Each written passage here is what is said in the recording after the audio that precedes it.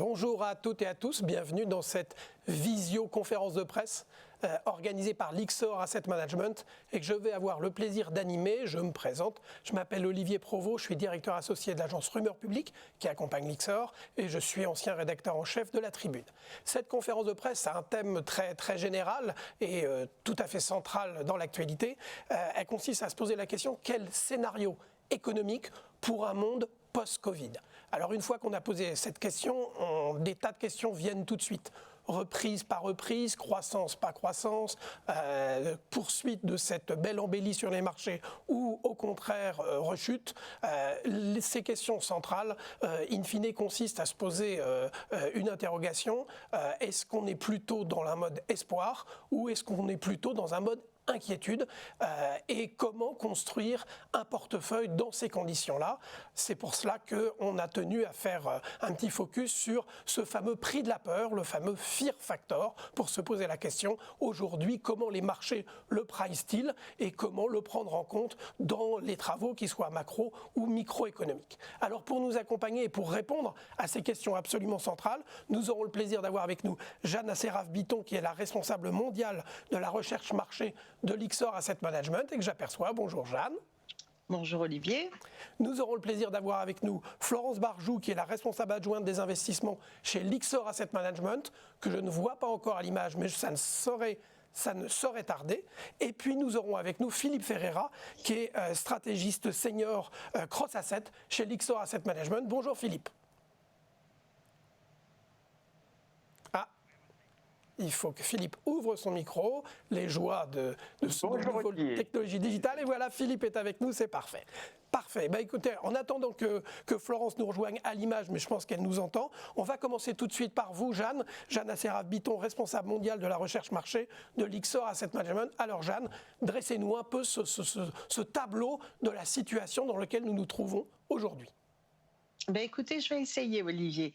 La question, c'est quelle stratégie en ces temps de Covid, avant de se poser la question sur le post-Covid, et c'est peut-être un peu insatisfaisant, mais nous considérons que on doit faire, comme disent les Américains, don't fight the Fed, et on l'étendrait ici à don't fight the central banks. Donc, les banques centrales ont décidé de soutenir les économies et les marchés et on considère qu'il faut s'y fier. Alors, ça requiert néanmoins et avant tout et on peut passer en slide suivant, ça requiert avant tout qu'il y ait une bonne maîtrise de la propagation du virus. Alors, a priori, l'Europe a l'air d'avoir à peu près bien contrôlé la première vague et sur le graphique, ce que vous voyez, c'est les nouveaux cas par jour. Donc, bon, ça reste très faible. En revanche, vous pouvez voir que l'Amérique ne parvient pas pour l'instant à contrôler la propagation du virus, que ce soit l'Amérique latine ou que ce soit les États-Unis. C'est particulièrement vrai dans les États du Sun Belt. On le verra tout à l'heure. Sur l'Europe, le risque, c'est une deuxième vague pendant l'hiver, enfin pendant la saison de la grippe, parce que la grippe potentialise le virus, en ce sens que quand on a la grippe, eh bien, on éternue davantage. Alors, au-delà, et probablement pour tenter de tempérer ces risques, page 4, on a dressé un petit tableau de l'incroyable effort de recherche qui est en cours, que ce soit sur les traitements, plus de 250 actuellement en développement, ou que ce soit sur les vaccins. Il y en a peut-être 140 ou 150 en développement aujourd'hui, dont 3 en phase 3, c'est-à-dire relativement avancée. A priori, les spécialistes nous disent pas de vaccin avant la mi- ou voire la fin 2021. Certaines entreprises sont un peu plus optimistes, on verra. En tout cas, les avancées du côté des traitements sont rassurantes et doivent permettre de contrôler à peu près correctement la pandémie, surtout si la stratégie qui consiste à faire tester les gens massivement et ensuite tracer leur contact est efficacement mise en œuvre. Alors, je vous donnerai pas de grands détails, vous le voyez, page 5, sur l'ampleur du choc sur la croissance. Il a été plus que largement commenté. Je vous montrerai simplement, page 6, que, eh bien, face à ce choc et face à l'incertitude, hier encore, le gouverneur de la Fed, Powell, dit qu'on est dans une incertitude extraordinaire. C'est quand même rare chez un patron de la Fed. Eh bien, les autorités monétaires et budgétaires, les gouvernements dans le monde ont déployé un arsenal de mesures totalement inédit. On arrive sur à peu près 20 000 milliards de dollars injectés dans l'économie, c'est-à-dire à peu près 25% du PIB mondial. C'est colossal, ça se fait au prix d'un endettement que vous pouvez voir, page 6, en regardant les principaux pays. Rien que sur l'année 2020, eh bien, la plupart des pays vont rajouter 20 points de dette sur PIB à leur endettement préexistant pour atteindre des sommets. Alors, est-ce que ça a des effets? Oui, on le voit page 7. Les courbes par d'elles-mêmes, on voit les rebonds, ils sont nombreux et il y a beaucoup d'indicateurs à peu près partout dans le monde qui marquent des signes de rebond. La question, c'est est-ce que la croissance ensuite sera durable? Nous pensons que oui, mais elle sera peut-être un peu plus laborieuse qu'espéré. Alors, un petit récapitulatif de notre positionnement en page suivante.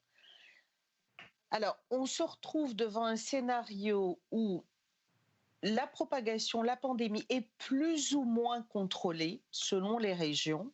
Les gouvernements vont, à notre avis, être très réticents à revenir à un confinement sévère parce que l'impact sur l'activité est trop fort. Néanmoins, ça devrait permettre une reprise à peu près laborieuse. Alors, ça va beaucoup dépendre, si effectivement la pandémie n'est pas sous contrôle, de ce qu'on peut appeler le fear factor. C'est-à-dire que même si les gouvernements n'imposent pas de nouvelles réglementations, eh bien, les consommateurs comme les chefs d'entreprise peuvent d'eux-mêmes contraindre l'activité. On le voit déjà sur certains indicateurs très fréquents aux États-Unis, dans les États où le Covid reprend, ou plutôt accélère, eh bien, on voit que l'activité est impactée.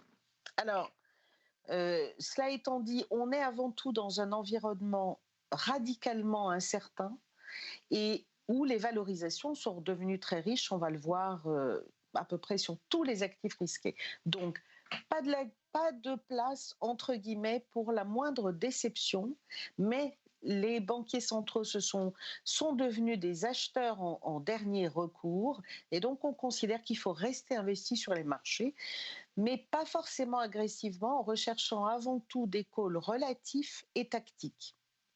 Alors, je prends un exemple, c'est l'exemple du high yield. Vous voyez en page 10 les spreads, alors que ce soit swap spread ou spread, on voit que ça s'est un peu résorbé.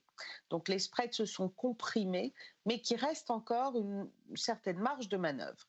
Si nous regardons en slide suivant ce que nous signalent nos modèles, ils nous disent qu'aux États-Unis, eh bien, la valorisation du high yield est à peu près en phase avec celle des autres actifs, alors qu'en Europe, c'est le graphique de droite, elle paraît un peu plus chère que ce que signale notre modèle.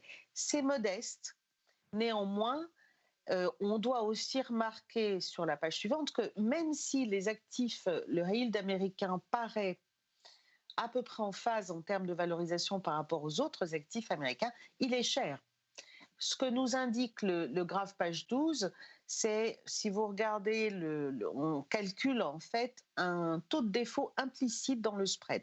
Taux de défaut implicite aujourd'hui avoisine 5, alors que les estimations de défaut eh bien, sont plutôt à 10. Alors effectivement, c'est le reflet d'un marché qui est cher et largement pricé. Est-ce que pour autant on doit en sortir, entre guillemets? Pas à notre avis.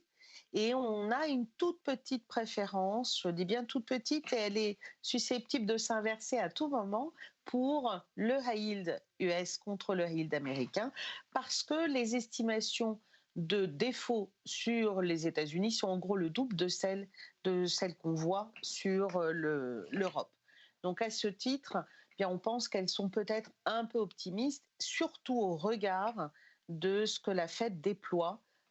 Plus de 850 milliards de filets de sécurité pour aider les entreprises, alors que la BCE, du fait que la dette et le risque de crédit vient sur son bilan, est un peu plus timide et qu'elle achèterait à peu près 10 milliards par mois de crédit à entreprise.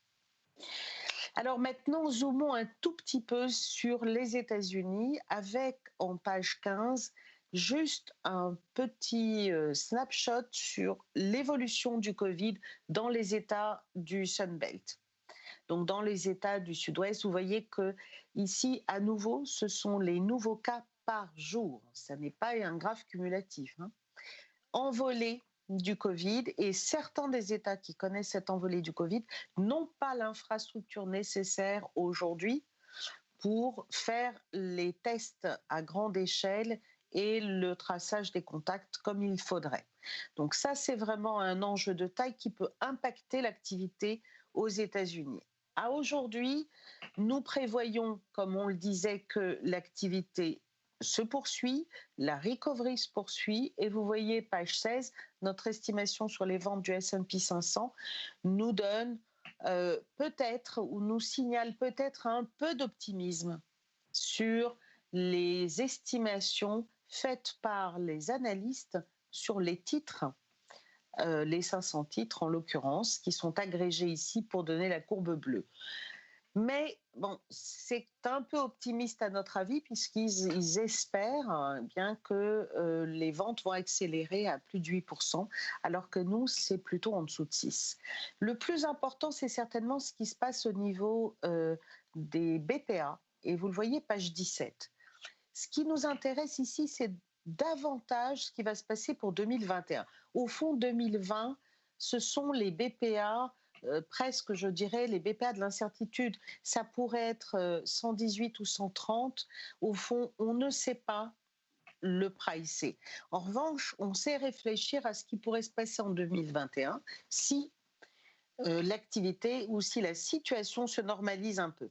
Alors, je vous signale quand même, parce que ça montre le degré d'incertitude sur les BPA 2020, nous avons un tiers des entreprises américaines qui ne font plus de prévision ou de guidance, comme on dit, sur leur BPA 2020.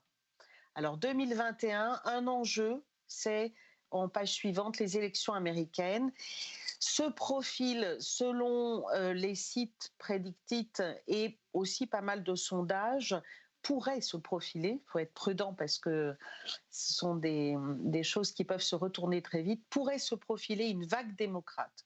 Alors une vague démocrate, que ce soit Biden évidemment élu, mais également au niveau du Congrès. Ça permettrait, en page 19, ça permettrait aux démocrates, si c'était le cas, de mettre en place tout un certain nombre de mesures qui pourraient affecter la rentabilité des entreprises, et pas seulement d'ailleurs.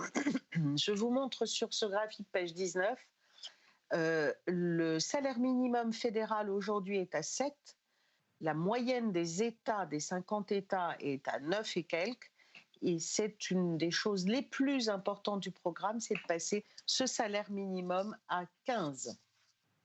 Donc, violente augmentation du salaire minimum.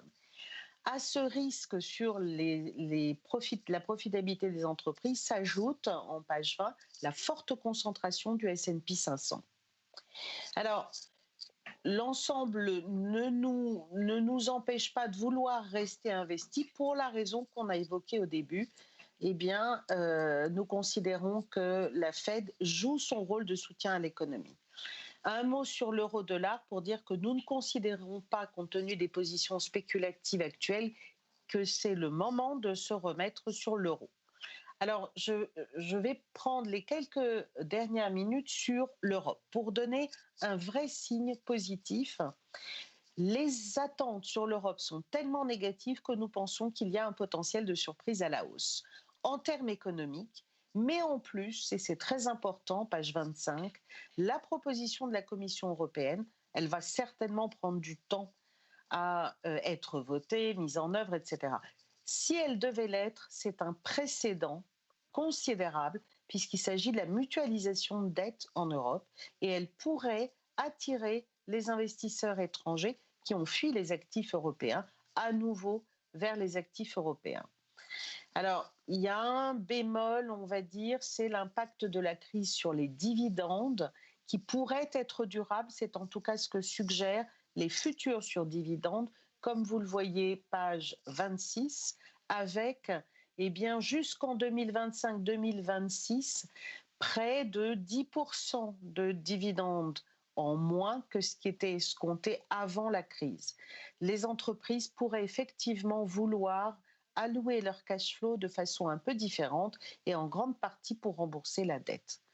Alors, nous avons aujourd'hui un call tactique positif sur l'equity, sur les actions européennes, qui n'est pas lié, comme vous le voyez, page 27 à droite, à la valorisation, qui est très excessive, mais qui est liée au fait que, eh bien, on attend sur l'eurozone un retour à la normale, entre guillemets, seulement en 2022, et que là, il y a peut-être un peu d'espoir à avoir.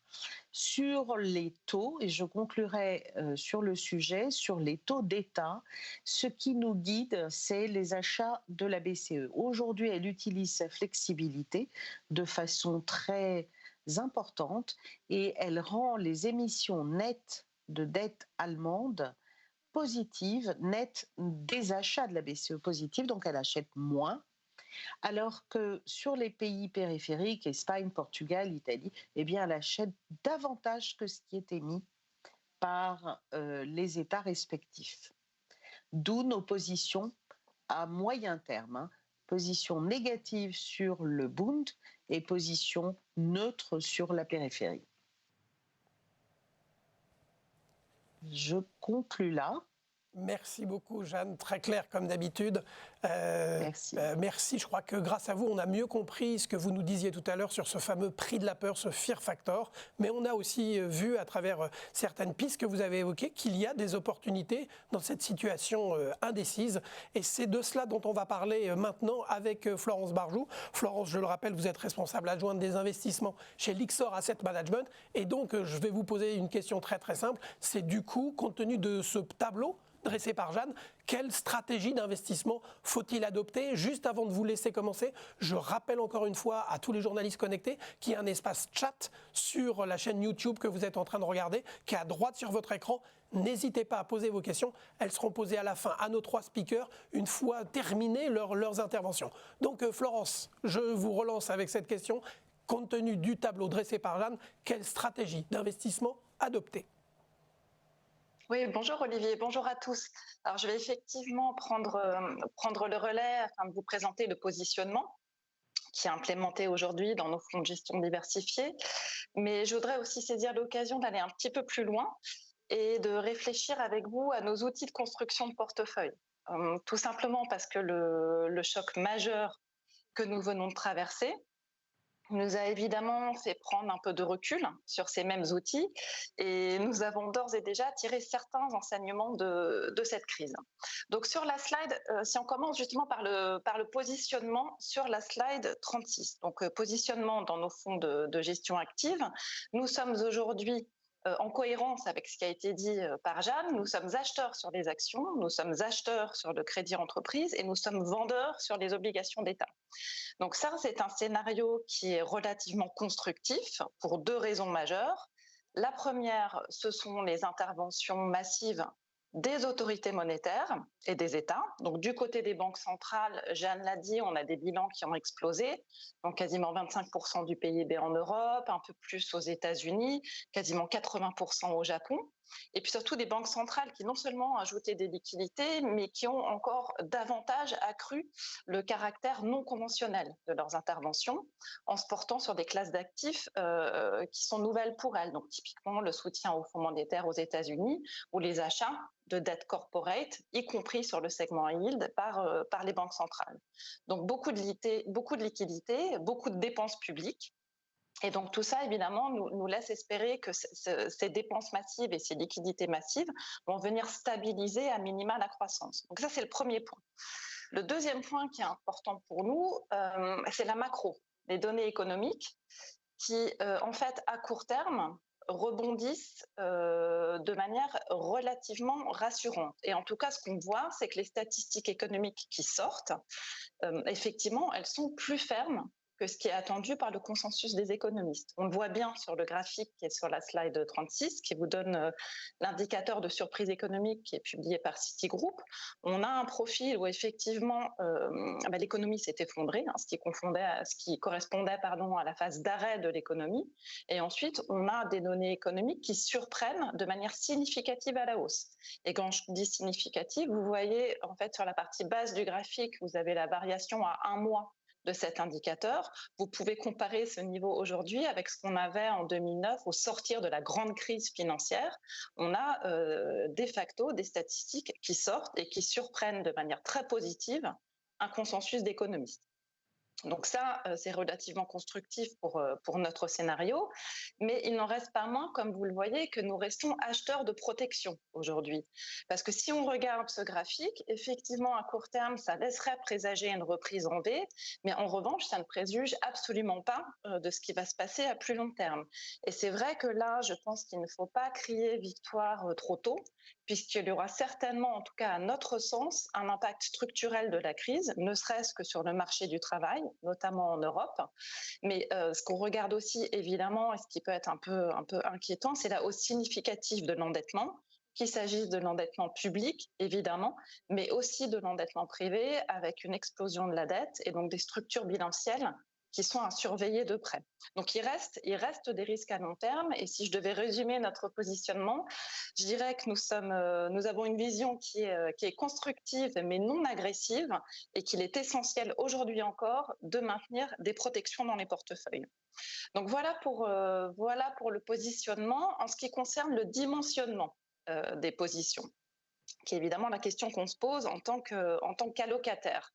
Donc là, sur la slide 37, je pense qu'il est important de tenir compte du fait que nous évoluons aujourd'hui dans un environnement qui est totalement inhabituel. Et donc ça soulève pour nous 2 types de questions. La première, c'est comment est-ce qu'on fait pour évaluer le risque dans un environnement que moi je qualifie d'incertitude radicale, notion sur laquelle je vais revenir. Donc cette question, elle est importante pour nous, tout simplement parce que chez Lyxor, nous servons en priorité des clients institutionnels et des clients de type banque privée.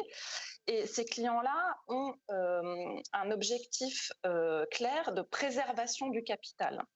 Donc nous, en tant qu'allocataires, évidemment, nous plaçons le risque au cœur de la manière dont nous construisons les portefeuilles aujourd'hui. Deuxième question, comment est-ce qu'on fait pour protéger des portefeuilles diversifiés dans un monde où les taux sont nuls ou négatifs? Alors c'est vrai que cette question, on se la posait déjà avant le Covid-19, mais l'expansion massive des bilans des banques centrales a créé un afflux de liquidités supplémentaires, et ça a encore davantage accentué la baisse des taux. Donc en tant que gérant diversifié, est-ce qu'aujourd'hui, nous avons encore à notre disposition un actif sans risque? Donc voilà les 2 questions auxquelles je vais essayer de répondre. Sur la page 38, un petit détour par Keynes et la théorie générale de 1917, il me semble que la notion d'incertitude radicale est aujourd'hui une bonne manière de décrire l'environnement dans lequel nous devons prendre nos décisions de gestion. Cette notion d'incertitude radicale, elle correspond à un environnement qui est non probabilisable, ou en d'autres termes, l'histoire ne peut pas être extrapolée. Donc ça, c'est important pour nous, et je pense que ça correspond très clairement à cette crise du Covid et à cette fermeture, à ce confinement qu'on n'a jamais vu auparavant.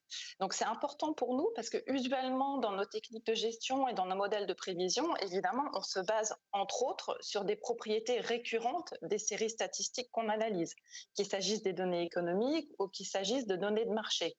Donc un exemple, la production industrielle en Europe qui se fonde de 30% en glissement annuel en avril parce que l'économie est confinée, est-ce que ça veut dire quelque chose? Est-ce que c'est une variable dont on doit tenir compte dans nos modèles? Donc dans cet environnement d'incertitude radicale, est-ce que notre boîte à outils usuelle fonctionne encore?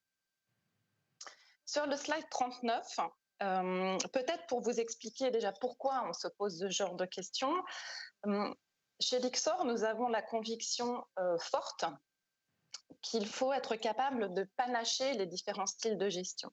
Je dis ça parce que souvent, quand on est un asset manager, on se spécialise soit dans de la gestion systématique avec des modèles quantitatifs, soit dans de la gestion fondamentale avec des approches qui sont plus discrétionnaires. Et chez Lyxor, nous avons fait le choix de combiner ces deux types de gestion, tout simplement parce que nous pensons qu'il y a du positif dans les deux.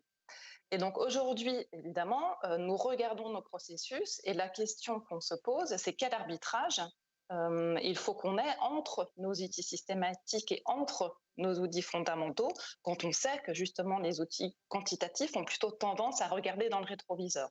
Un premier exemple, sur tout ce qui est suivi de tendance qu'on utilise chez Lyxor, les modèles de suivi de tendance, ils vendent quand le marché baisse, ils achètent quand le marché monte, et évidemment, ils ne fonctionnent pas quand il y a des retournements brutaux, puisqu'ils vous font vendre au point bas. Deuxième exemple qui est important chez nous, tout ce qui concerne les techniques de budgétisation des risques. Donc, les techniques de budgétisation des risques, elles sont au cœur des gestions de type risk parity, que vous connaissez certainement. Et là, le processus est le suivant. Donc, vous essayez de diversifier votre portefeuille en tenant compte de la contribution au risque global de chaque actif, au risque total du portefeuille. Je vous donne un exemple. Si vous prenez un portefeuille dans lequel il y a uniquement des actions et des obligations, ce que vous voulez pour un portefeuille correctement diversifié en risque, c'est que les actions contribuent autant au risque du portefeuille que les obligations. Donc, si vous regardez le graphique qui est sur la page 39, il vous trace le rapport des volatilités entre actions et obligations. Donc là, en l'occurrence, le S&P 500 et le T-Note américain. Vous voyez qu'en moyenne, le rapport du risque, le rapport des volatilités, il oscille autour de 3. Ce que ça veut dire, c'est qu'en rythme de croisière, pour avoir un portefeuille correctement diversifié en risque, pour une action, il faut acheter 3 obligations. Donc, vous avez des événements, des crises de marché, par exemple en 2008, où évidemment ça monte un peu, vous passez à 4, 4,5. Mais aujourd'hui, on est sur des niveaux qui sont extrêmes, puisque pour avoir un portefeuille diversifié en risque, pour une action, il faudrait quasiment acheter 6 obligations. Et donc, on voit bien, là, en étant pragmatique, que peut-être ce modèle qui fonctionnait très bien dans le passé, il va falloir l'adapter. Donc, est-ce que nous avons adapté chez Lyxor nos processus de gestion à ce nouvel environnement? Oui, la réponse est oui. Donc, ce que nous avons fait, c'est typiquement dans nos fonds, repondérer les processus de gestion en faveur du discrétionnaire et au détriment du systématique. Et sur tous nos modèles de budgétisation des risques qui sont souvent au cœur de nos gestions, non seulement nous avons intégré des scénarios de risque extrêmes, c'est-à-dire que la volatilité historique n'est pas indicateur suffisant des risques aujourd'hui, donc nous avons intégré tout ce qui est risque extrême, mais nous l'avons fait aussi via une approche que j'appelle heuristique, donc une approche qui est beaucoup plus prospective et qui consiste à ne pas uniquement regarder dans le rétroviseur. Alors sur le slide 40, j'aborde la question de l'actif sans risque. Donc évidemment, ça ne vous a pas échappé que nous avons un écart massif de rendement entre les actifs risqués et les valeurs refuges. On le voit bien là sur le graphique qui vous montre le rendement des actions américaines contre le rendement des obligations. Cette faiblesse des rendements, elle pousse évidemment, et c'est tout l'objectif des banques centrales, elle pousse les investisseurs vers des actifs qui sont plus risqués. Ça pose évidemment un risque pour les épargnants, puisqu'il y a un risque de concentration sur des actifs qui sont beaucoup plus volatiles, mais ça pose aussi évidemment des questions pour la gestion diversifiée. Est-ce que ça a du sens aujourd'hui encore de gérer des portefeuilles diversifiés, sachant que les obligations ne rapportent quasiment rien? Et côté actif de couverture, est-ce que nous avons aujourd'hui, en tant que gérant diversifié, encore un actif sans risque? Alors la bonne nouvelle sur le slide suivant, c'est que non seulement les obligations restent un bon actif de couverture, à notre sens en tout cas, pas de rendement. Hein. Les obligations aujourd'hui ne sont plus un actif de rendement, elles sont un actif de couverture, mais ce n'est pas le seul, ce qui nous permet clairement de diversifier les sources de protection. Donc aujourd'hui, dans nos gestions diversifiées, si je liste les protections un peu classiques auxquelles nous pouvons avoir accès, il y a donc les obligations souveraines, les protections optionnelles, les métaux précieux, donc l'or, et je terminerai sur tout ce qui est gestion alternative. Donc sur la partie obligations souveraines, là c'est intéressant évidemment parce qu'il y a tout ce débat autour de la notion d'actif sans risque qui aurait disparu. Nous, notre point de vue, c'est que dans un portefeuille diversifié, c'est encore important de détenir des obligations souveraines. Nous sommes sous-pondérés dans nos portefeuilles sur ce segment-là, mais nous en conservons. Et pourquoi est-ce que nous conservons des obligations aujourd'hui dans nos portefeuilles? Pour 3 raisons principales. La première, c'est ce que j'appelle la diversification agnostique. En fait, c'est le facteur humilité, si vous voulez. C'est-à-dire qu'évidemment, on a des scénarios centraux, mais on s'est bien rendu compte cette année que parfois, on ne sait pas de quoi demain sera fait. Donc, avoir des portefeuilles diversifiés, ça fait toujours beaucoup de sens. Donc, propriété de diversification, propriété de décorrélation sur les obligations souveraines qui restent tout à fait valides. Vous voyez sur le graphique la corrélation entre les actions et les obligations qui reste négative, autour de moins 0,3, ce qui signifie que ces 2 actifs ont tendance à évoluer de manière inverse. C'est-à-dire que quand le marché action baisse, les obligations augmentent en valeur. Donc là, on a une propriété clairement d'actifs sans risque qui est toujours présente. Ensuite, il y a la gestion de ce que nous appelons la perte maximum. Encore une fois, pour nos clients, l'objectif de préservation de capital est essentiel. Donc, si vous regardez par exemple un indice action diversifié comme le MSCI World, pendant la crise, il a perdu quasiment 35% avec une volatilité de 45%, contre une perte de 15% seulement et une volatilité de l'ordre de 11% pour un portefeuille diversifié. Donc là, ça fait vraiment du sens de panacher les actifs que l'on détient. Donc sur les obligations, j'ai envie de dire que oui, l'actif sans risque, il n'est plus rémunérateur, mais il existe toujours. Sur la partie protection optionnelle, il y a un arbitrage aujourd'hui qui est intéressant, tout simplement parce que si j'achète aujourd'hui du Bund pour protéger mes actifs risqués, comme les taux sont négatifs, ça va me coûter 40 points de base. Et bien pour 40 points de base, je peux acheter, même si la volatilité reste chère, je peux acheter des protections optionnelles dans mes portefeuilles. Les métaux précieux, donc l'or, là on arrive sur quelque chose qui est assez intéressant puisque nous on a tendance à le voir non pas uniquement comme une protection contre une baisse du marché action.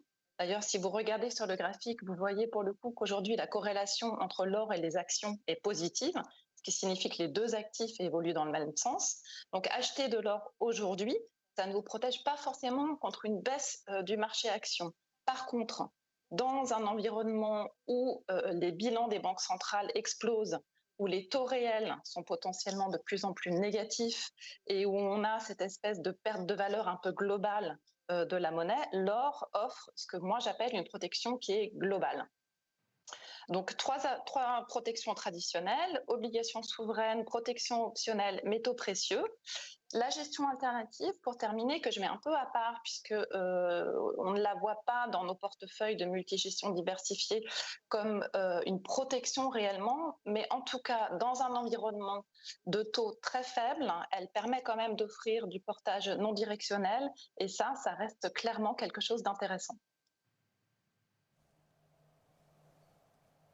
Voilà, Olivier. Merci beaucoup Florence pour ce tour très exhaustif des différentes stratégies de gestion et puis l'accent mis évidemment sur la nécessité de diversifier son portefeuille. Bravo quand même d'avoir réussi à citer M. Keynes et son principe d'incertitude radicale.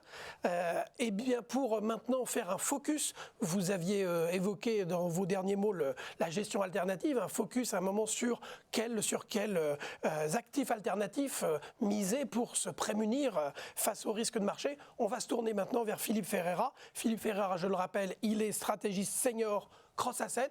Et donc Philippe, cette question simple, quels sont les actifs alternatifs vers lesquels se tourner pour tenter de se prémunir contre ces incertitudes de marché? Merci Olivier. Alors pour prolonger la discussion de Florence sur les actifs peu risqués et rémunérateurs, on va évoquer la gestion alternative avec tout d'abord une première observation. La gestion alternative a joué son rôle d'amortisseur pendant la crise du Covid, a largement contribué à diversifier les portefeuilles, notamment au premier trimestre, et a capté partiellement le rebond du deuxième trimestre. Et si on fait un petit peu la somme de ces 2 cycles, baissier puis haussier, les performances du premier semestre, comme vous pouvez le voir dans le graphique de gauche, sont assez honorables, en particulier en comparaison aux actions des pays développés, qui sont en baisse de l'ordre de 4,5% au 23 juin, alors que la gestion alternative s'en tire mieux sur ce cycle complet de baisse puis de rebond. Comme vous pouvez le voir également sur le graphique de droite, ce rôle d'amortisseur dont je parlais, eh bien, la gestion alternative a fortement réduit la volatilité par rapport à un actif traditionnel tel que les actions, mais même par rapport à un portefeuille actions-obligations 50-50, dont la volatilité était proche de 20% volatilité annualisée au premier semestre. Eh bien, notre mesure de volatilité des stratégies alternatives se situe à 6. Donc, on réduit par un facteur de 3 la volatilité par rapport à un portefeuille diversifié actions-obligations. Donc la gestion alternative a joué son rôle d'amortisseur, a largement contribué à diversifier les portefeuilles. Et ce qui est important de retenir aussi, c'est qu'il y a une forte hétérogénéité. Ce n'est pas une classe d'actifs homogène, la gestion alternative. Vous voyez, ces stratégies alternatives qui jouent des thématiques différentes, des classes d'actifs différentes, ont eu des performances très hétérogènes entre stratégies et au sein des stratégies aussi. Beaucoup de dispersion entre gérants. Chez Lyxor, nous sommes spécialistes de la gestion alternative depuis plusieurs décennies. Nous sélectionnons des gérants et nous cherchons à sélectionner les bons gérants au sein de ces stratégies qui performent et qui protègent, diversifient les portefeuilles. Donc vous pouvez le voir que certaines stratégies alternatives dans les graphiques de droite sont très peu volatiles. Le long short crédit, une volatilité de 5% annualisée au premier semestre. Long short equity market neutre, une volatilité de 3. Par rapport à la volatilité des actions au premier semestre, qui est presque de l'ordre de 40, fortement au-dessus de sa normale, eh bien, les stratégies alternatives ont diversifié les portefeuilles. Comme je le disais, ces stratégies sont largement hétérogènes et certaines stratégies sont typiquement des stratégies de protection qui apportent un certain rendement, comme vous le voyez dans le slide suivant. Alors, j'ai ici mis en évidence la performance de certaines stratégies alternatives pendant des marchés extrêmement chahutés. Donc, le graphique de gauche, c'est l'éclatement de la bulle technologique entre 2000 et 2003, où les actions monde ont chuté de l'ordre de 40%, et les stratégies alternatives sont restées stables sur ces 3 années. Donc, on a ici la ligne bleu ciel, mesure générale des stratégies alternatives. 3 stratégies se distinguent compte tenu de leur profil de protection. Les CTA, qui ont très bien protégé les portefeuilles aussi pendant la crise du Covid. Donc, ce sont des stratégies systématiques de suivi tendance. L'arbitrage de fusion-acquisition, malgré des volumes qui tendent à baisser pendant les phases de tension sur les marchés, eh bien, elles protègent également les portefeuilles. Le graphique de droite vous montre aussi que ces mêmes stratégies, CTA, merger arbitrage, long short equity, market neutre, ont protégé et diversifié les portefeuilles pendant la crise financière de 2007-2009. Cette configuration s'est reproduite ici au T1 2020. Long short equity, market neutre, CTA ont largement protéger les portefeuilles. Donc un univers hétérogène avec certaines stratégies plus appropriées pour protéger les portefeuilles, d'autres stratégies plus appropriées pour dynamiser un portefeuille, mais dans l'ensemble, les stratégies alternatives restent un univers qui apporte un certain rendement et qui réduit les risques dans un univers où les actifs sans risque continuent de protéger, comme le disait Florence, mais ne sont plus rémunérateurs. Alors un petit mot sur quelques stratégies qui nous semblent les plus pertinentes dans le contexte actuel. Premier élément, nous continuons à privilégier les stratégies d'arbitrage de fusion-acquisition. Dans ce graphique, vous pouvez voir ce qu'on appelle les spreads de transaction, qui mesurent l'écart entre les prix proposés par les acquéreurs pour acquérir une cible et le cours de bourse actuel. Donc, une entreprise A fait une offre pour racheter une entreprise B à un prix 20% au-dessus du cours de bourse. Donc cette mesure est une mesure de l'ensemble du marché américain sur les spreads de transactions de fusion-acquisition. Elle se situe aujourd'hui autour de 6% dans un univers de taux extrêmement bas et pour une stratégie qui a une volatilité très réduite. Donc, l'arbitrage de fusion-acquisition nous semble toujours pertinente dans le contexte actuel, compte tenu de sa capacité à délivrer un rendement avec un contrôle des risques extrêmement sophistiqué et qui permet de réduire fortement la volatilité dans un portefeuille. En slide suivant, vous voyez que les volumes de fusion-acquisition ont fortement chuté au cours du mois d'avril et du mois de mai, semblent reprendre aux États-Unis en juin, avec des volumes qui se situent autour de 150 milliards de dollars et qui sont comparables au niveau de décembre 2019. Donc les volumes de fusion-acquisition aux États-Unis reprennent.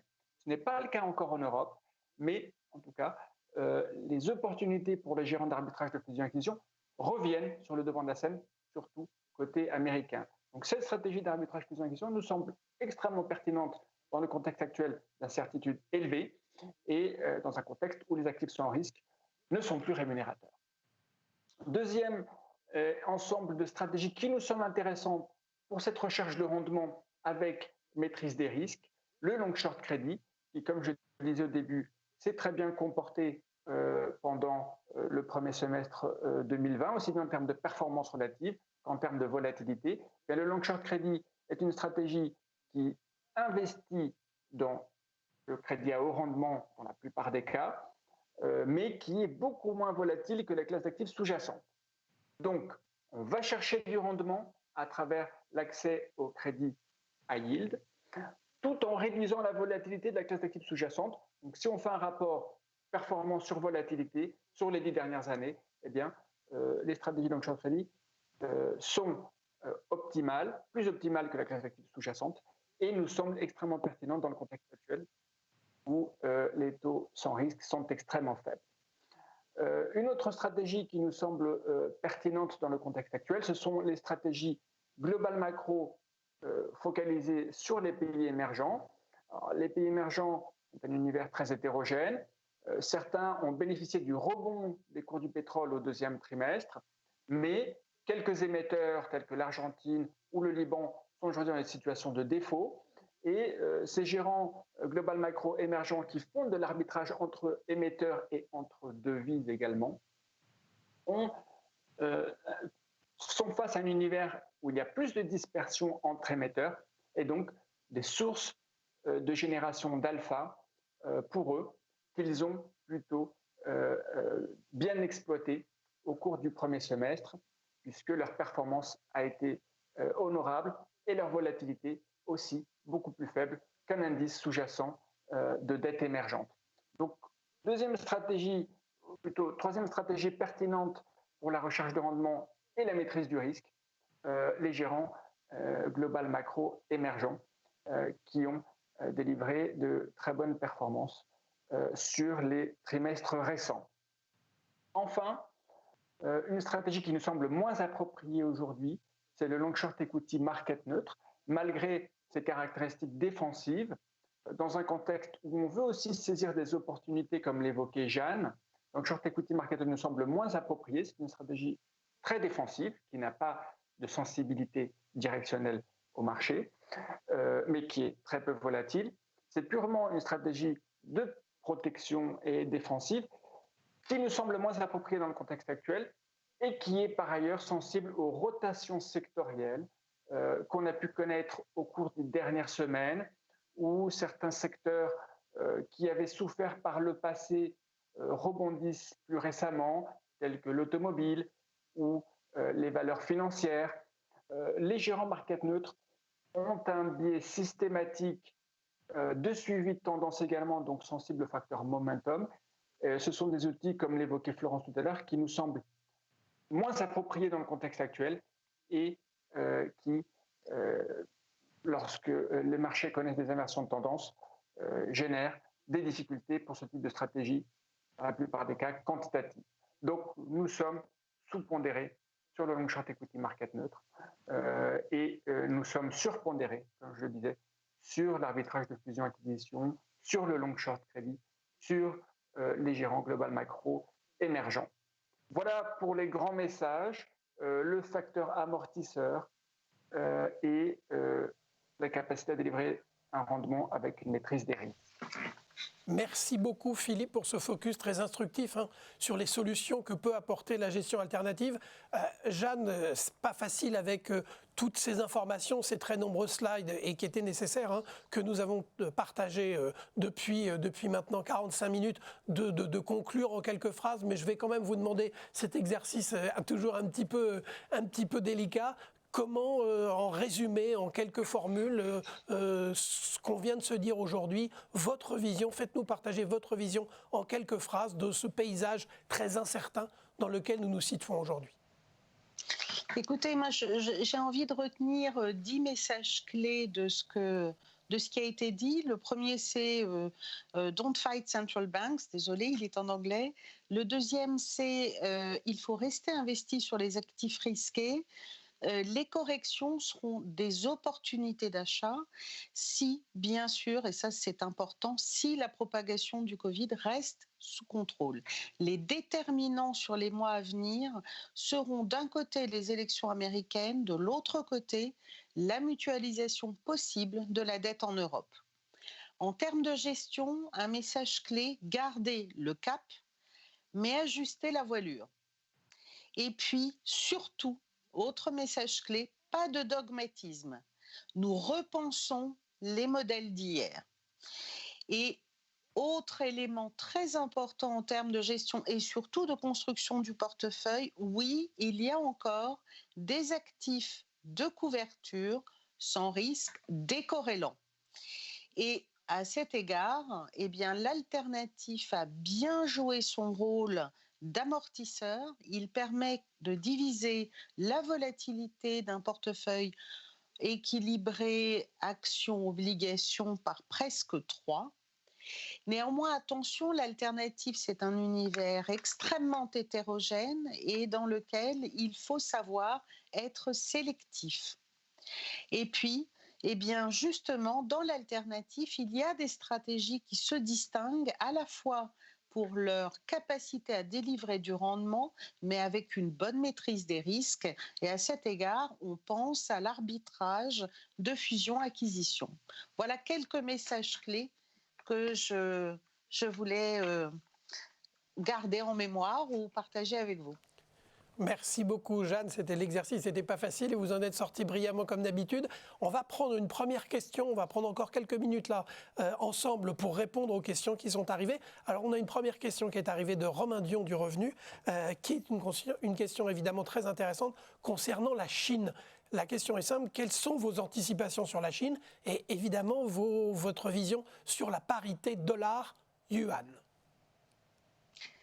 Alors écoutez, sur la Chine, nous avons une position qui est légèrement surpondérée à l'intérieur d'un univers émergent sur le que nous avons tagué entre guillemets moins attractif que les marchés développés.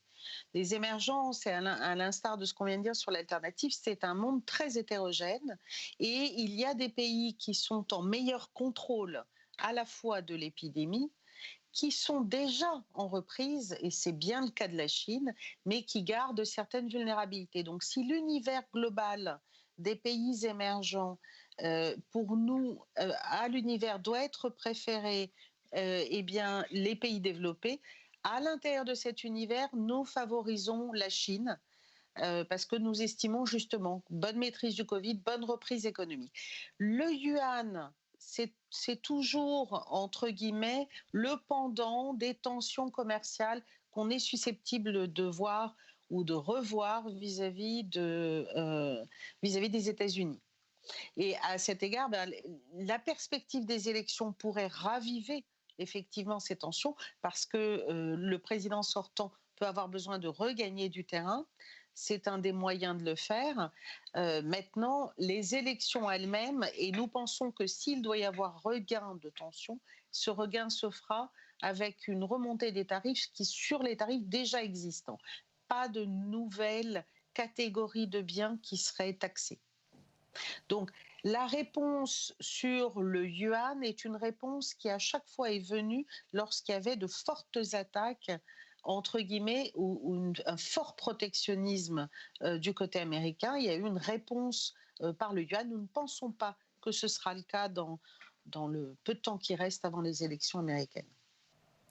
Merci beaucoup, Jeanne. Alors, il y a une classe d'actifs sur laquelle nous avons des questions qui a beaucoup fait parler d'elle pendant toute cette période de Covid-19. C'est évidemment le pétrole, l'or noir. Vous avez vu dans une très récente actualité qu'un des géants du pétrole de schiste américain, Chesapeake, vient de se mettre en faillite. Donc, la question est très simple. Comment voyez-vous le pétrole évoluer dans les prochains mois ? Alors, nous avons, depuis un moment, nous sommes assez constructifs sur le baril et nous le sommes encore. Pour être relativement clair, nous avons un objectif sur le Brent qui est aux alentours qui est au-delà de $50 à 12 mois, plutôt de l'ordre de 55. En fait, nous sommes impressionnés. Alors, je ne sais pas si on peut voir certaines slides. Si on peut, on pourrait aller page 32.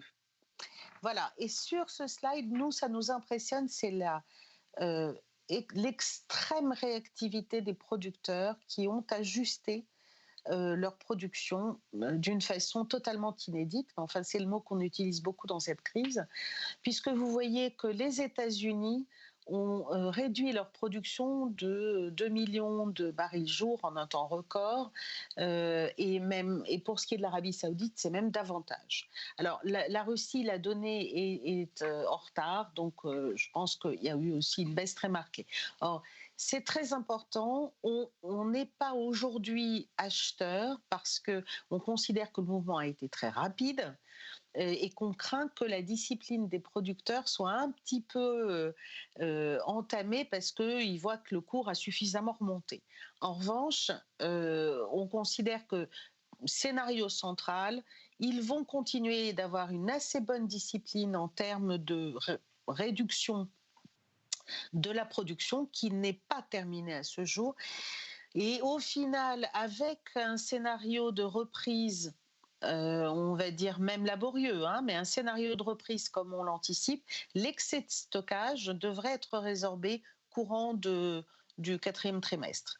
Donc c'est une situation qui serait positive à une bonne tenue du baril. Alors ça, c'est pour le pétrole, mais Thierry Bizaga du magazine Gestion de Fortune nous demande d'élargir le scope et souhaitait avoir votre opinion sur l'ensemble de la classe d'actifs matières premières. Alors, sur l'ensemble de la classe d'actifs matières premières, tout à l'heure, je crois que Florence a fait rapidement allusion à l'or. Alors, nous sommes constructifs sur l'or. Pour les raisons d'ailleurs qui ont été évoquées, c'est-à-dire c'est les raisons fondamentales de marché. Alors, pour être tout à fait transparente, nous avions un objectif de cours à 1800, il a été tapé hier, donc on reste constructif, mais comme vous le comprenez, on n'est pas très agressif, mais c'est un actif qui a son intérêt. Et puis nous avons une position overweight, une position longue ou une recommandation positive sur le cuivre également, qui est un des actifs qui profite fortement d'une reprise d'activité. Voilà. Merci beaucoup, Jeanne. Alors, Florent, j'ai une question qui me semble être directement pour vous. Est-ce que vous pouvez donner un exemple de la manière dont vous avez intégré les risques extrêmes dans vos scénarios? Comment ça se traduit ?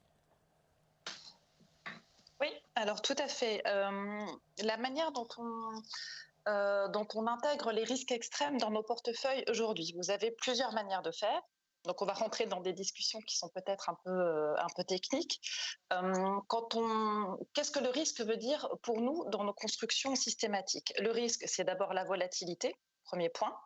C'est aussi la corrélation entre les actifs, puisque si deux actifs bougent dans le même sens, ils font porter le même risque à nos clients. Donc, on va tenir compte aussi de la manière dont ils bougent ensemble. Et ensuite, il y a les scénarios de marché atypiques, donc les risques extrêmes. Les risques extrêmes, soit vous les regardez dans le rétroviseur, en vous disant, voilà, par exemple, on a des chocs de marché qu'on a déjà connus, comme 2008, comme 1987, comme l'explosion de la bulle Internet en 2000. Et donc, on a des scénarios historiques de pertes et de comportements de marché qu'on peut intégrer dans le modèle. Et là, on va regarder vers le passé. Et aujourd'hui, on se dit, notamment sur les obligations, qui pour l'instant n'ont pas connu de choc majeur, hein, puisqu'on a cette espèce de baisse décennale des taux et donc d'une performance positive, soutenue et avec une faible volatilité sur cette classe d'actifs. On se dit voilà, il faut aller un peu de l'avant, être prospectif et dans nos scénarios extrêmes, intégrer des scénarios de risque que nous on va construire en se disant bah voilà, qu'est-ce qui se passe s'il y a un retour de l'inflation et que les taux remontent, qu'est-ce qui se passe s'il y a un défaut en Europe sur de la dette souveraine. Donc évidemment tout ça, ce sont des scénarios qui ne sont pas nos scénarios centraux, mais qui sont des scénarios de risque. Et donc là, on crée aujourd'hui potentiellement des scénarios qui regardent vers l'avant et qu'on va venir intégrer dans nos modèles de construction de portefeuille. Donc c'est vrai que ça permet d'être un peu plus réactif et plus prospectif et de ne pas uniquement avoir ce regard dans le rétroviseur. Merci beaucoup Florence. Une question pour vous Philippe. On sait qu'un Lyxor est actif, intervient dans le monde de la gestion active et de la gestion passive, mais aussi, comme vous nous l'avez rappelé, dans la gestion alternative. Quels sont à vos yeux les atouts de la gestion alternative dans les circonstances actuelles pour un grand investisseur ? Alors, les atouts de la gestion alternative sont clairement de diversifier les portefeuilles. C'est pour cette raison que les investisseurs viennent chez nous, pour diversifier une sensibilité au marché qui peut être significative. Et en ce sens, la gestion alternative est tout à fait compatible avec la gestion active traditionnelle et la gestion passive. On peut construire un portefeuille sur ces trois éléments. La gestion alternative vient diversifier les portefeuilles et en tout cas cherche à réaliser de l'alpha et pas du bêta avec une position directionnelle vis-à-vis du marché. C'est une classe active appropriée dans le contexte actuel d'incertitude, puisqu'on va prendre des positions longues sur un émetteur ou une entreprise, courtes sur celle qui offre moins de potentiel, et donc arbitrer en cherchant, dans certains cas, à prendre une directionnalité limitée au marché, donc amortir les chocs et chercher à, profiter des opportunités d'une perspective bottom-up. Excusez-moi pour l'anglicisme. Donc le rôle de la gestion alternative est clairement de diversifier les portefeuilles et en ce sens, elle est complémentaire avec les stratégies passives ou actives traditionnelles qui font, comme on dit, du long only. Merci beaucoup Philippe. On arrive quasiment au terme de cette conférence, ça fait à peu près 1 heure qu'on est ensemble. Jeanne, on va terminer avec vous avec 2 questions directement liées et vous allez voir, elles sont d'ampleur. La première concerne le retour de l'inflation. Donc quid du retour de l'inflation avec l'action massive des banques centrales? Et puis je vous pose en même temps l'autre question, c'est jusqu'où peuvent aller les banques centrales? Est-ce que vous parliez tout à l'heure des 850 milliards de dollars que peut à un moment mobiliser la Fed? Est-ce qu'elles vont arriver à un moment au bout de leur capacité d'intervention et au bout de de la profondeur de leur bilan, ou c'est open bar et on peut rester encore sur cette tendance-là pendant longtemps? Première question, l'inflation. Alors, sur ce qui est de l'inflation, on a, je crois, on doit avoir une petite slide qu'on avait essayé de mettre en page 31, voilà. Dans lequel, alors, si vous regardez les modèles qui sont montrés ici, ça peut faire très peur puisqu'on a l'impression qu'il y a une envolée devant nous de l'inflation. À condition, bien sûr, ils sont fonction du baril, hein, donc, en tout cas une remontée assez sévère. Alors, ne nous trompons pas, ce qu'il y a dans ces modèles, c'est juste les effets de base du prix du baril. Et lorsqu'on va regarder l'inflation faciale dans un an, eh bien effectivement, surtout si le baril continue de s'affermir, elle va remonter assez suffisamment en tout cas pour que nous recommandions des positions sur les break-even d'inflation à l'achat. Néanmoins, attention, tous nos modèles et toutes nos prévisions cœur sur l'inflation cœur nous disent qu'on est encore probablement pour un certain temps sur une phase de contraction, en tout cas au minimum de modération de l'inflation. Et c'est vrai en Europe, mais c'est vrai aussi aux États-Unis. Alors, il y a un certain nombre, si maintenant on se projette à plus long terme, et c'est plutôt le sens de la question avec ce qu'au font les banquiers centraux. Si on se projette à plus long terme, il y a un certain nombre de barrières à l'inflation qui sont tombés. On pense bien entendu à l'orthodoxie monétaire, puisque là, on n'est que dans on connaît même plus le concept d'orthodoxie monétaire. On peut penser à tout ce qui était le libre-échange, dont on a l'impression que le pic est passé. Néanmoins, on est encore dans un monde de libre-échange qui est garant de concurrence et qui maintient les prix vers le bas. Mais on peut penser aussi à l'orthodoxie budgétaire, et les chiffres que nous avons vus sur l'endettement des pays nous montrent qu'il n'y a plus d'orthodoxie budgétaire. Donc on a un certain nombre de barrières à l'inflation qui tombent. Il en reste néanmoins. Et la plus importante à mon sens, c'est la technologie, qui est une source continue de désinflation, de productivité et de désinflation. Donc pour nous, si on regarde l'inflation à long terme, pour l'instant, oui, certes, des barrières tombent peu à peu, mais il en reste une de taille. Ça, c'est sur la première partie de votre question. Sur la deuxième partie, est-ce qu'elles peuvent aller plus loin? Oui, elles peuvent aller plus loin. J'allais dire que c'est peut-être plus facile, il y a moins de contraintes ou de limitations pour la Fed parce que, comme je l'évoquais tout à l'heure, elle utilise des véhicules d'investissement qui sont extérieurs à son bilan. Donc, et elle prête à ces véhicules d'investissement qui sont pour partie financés par l'État américain. Et en fait, elle calcule ce qu'elle prête pour limiter sa perte. Vous savez, dans la crise de 2008-2009, la Fed n'a pas perdu d'argent du tout. Elle en a même gagné beaucoup. Et ensuite, elle a réussi à résorber son bilan. Donc, et elle va revenir, elle est en train de regonfler bien sûr son bilan. Pour la BCE, c'est un peu plus compliqué puisque on l'a vu, il y a eu quand même des tentatives du côté de la cour allemande de dire que la BCE n'était pas totalement légitime. Donc il y a des considérations politiques qui font que c'est peut-être pas aussi évident que ça pour la BCE, mais c'est pas une considération théorique, c'est avant tout politique. Merci beaucoup Jeanne, merci à toutes et à tous d'avoir participé à cette visioconférence de presse sur les scénarios économiques et de marché dans un monde post-Covid organisé par Lyxor Asset Management. On voulait remercier une nouvelle fois Jeanne Asseraf-Biton qui est donc la responsable mondiale de la recherche marché chez Lyxor Asset Management, Florence Barjou qui est la responsable adjointe des investissements chez Lyxor Asset Management et Philippe Ferreira qui est le stratégiste senior cross-asset de Lyxor Asset Management. Merci à vous trois, vous avez été très complets, très précis dans vos commentaires et je pense que tous les participants n'ont pu que s'en féliciter. Merci à vous et à très bientôt pour une nouvelle visioconférence de presse de Lyxor Asset Management. À bientôt.